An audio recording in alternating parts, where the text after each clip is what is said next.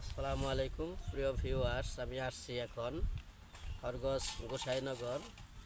এমদাদুল হক ভাই, উনি দেখেন সবজির আগাম শীতকালীন সবজি ফুলকপির চারা বীজতলায় চারা ফেলাইতেছে এবং বীজগুলা বপন করতেছে। বীজগুলা দেখেন সুন্দর করে লাইন করে উনি বপন করতেছেন। তবে এটা অবশ্যই চারা যাতে সুস্থ সবল থাকে, এই জন্য ভাইকে আমরা পরামর্শ দেব যে উনি যেন মাঝে মধ্যে এগুলো ছত্রাকনাশক স্প্রে করেন, কারণ ফুলকপি ছাড়া কিন্তু গুঁড়া পচা রোগ হয় এবং অনেক সময় এই উপরে পাতায়ও স্পট এসে নষ্ট হয়ে যায়। এই জন্য ছত্রাকনাশক বিভিন্ন গ্রুপ আছে, ভ্যানকুজিপ আছে, কার্বন ডাইজিম আছে, অথবা এই যে অন্য অন্য কোম্পানির ভালো যেগুলো ছত্রাকনাশক, এগুলো স্প্রে করলে পরে চারাগুলো সুন্দর থাকবে এবং ভালো থাকবে।